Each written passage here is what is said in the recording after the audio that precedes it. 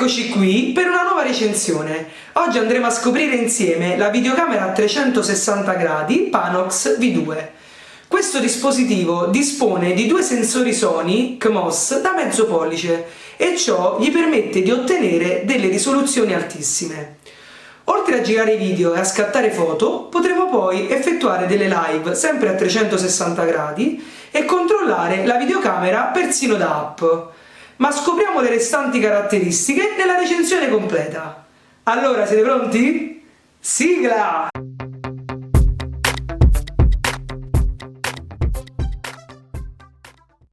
Partiamo subito con l'unboxing di questa Panox V2. La scatola è piccolina e lateralmente troviamo la sintesi delle caratteristiche principali della videocamera. Una volta aperta la confezione, troviamo la videocamera bella protetta che sembra spiarci da una finestrella.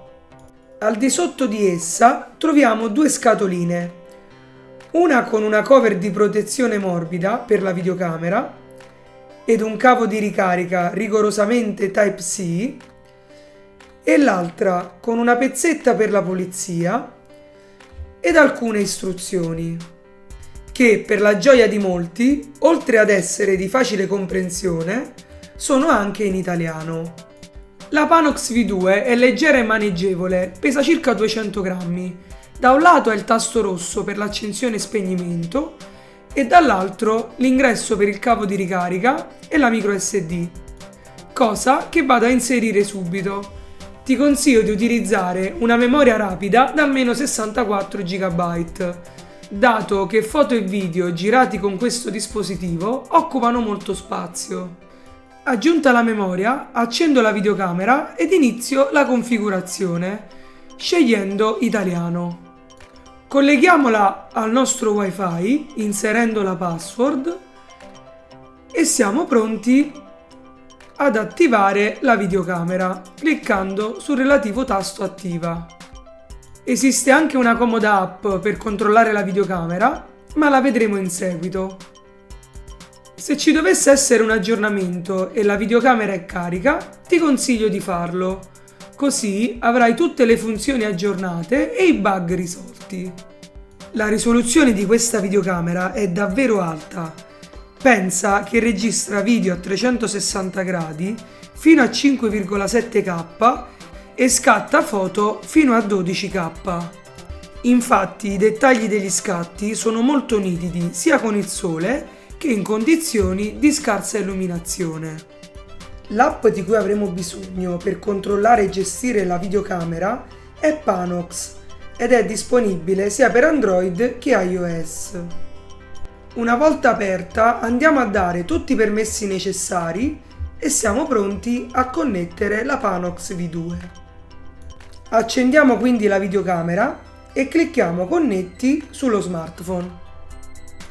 Ora impostiamo la connessione diretta dalla videocamera in modo da non ricevere più il promemoria ogni volta che la colleghiamo e clicchiamo su Accetta. La connessione è finalmente avvenuta e potremo controllare la videocamera facilmente da smartphone andando a cambiare le modalità, le impostazioni o persino scaricare in un batter d'occhio i media presenti sulla videocamera.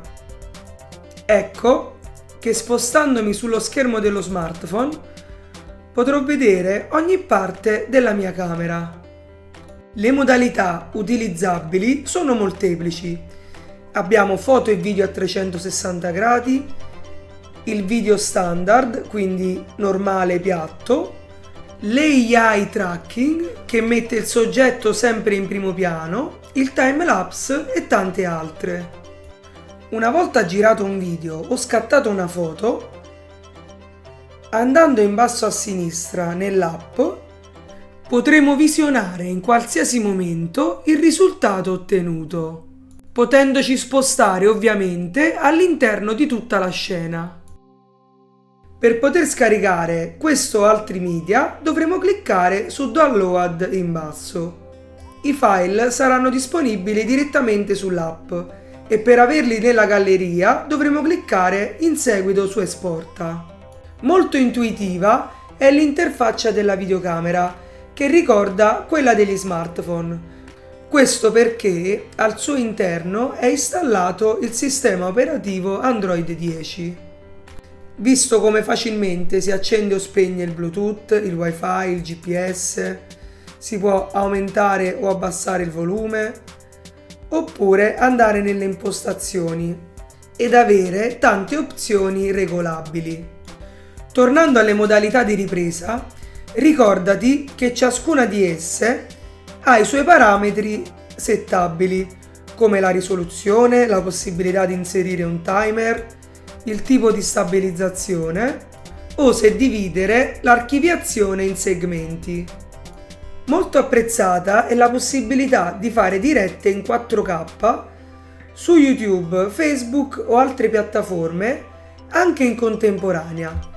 Nel caso di YouTube ci basta effettuare l'accesso con il nostro account e dopo aver settato i parametri della diretta, iniziarla premendo sul tasto al centro. Scegliamo poi un titolo e impostiamo la privacy su pubblico e siamo pronti per iniziare la live. Continuo ora il video mostrandoti alcune foto e video che ho girato mentre camminavo per Roma.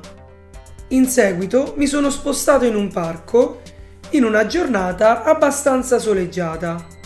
La qualità delle immagini è molto alta e con i due microfoni integrati la videocamera offre pure una buona qualità del suono. L'avventura continua e mi sono spostato in un altro parco, andando a girare un video normale e perciò non a 360 gradi.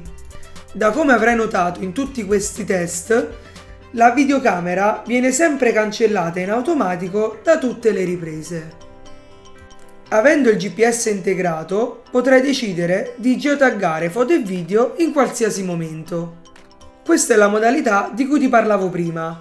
In pratica il soggetto, in questo caso io, sarà sempre in primo piano.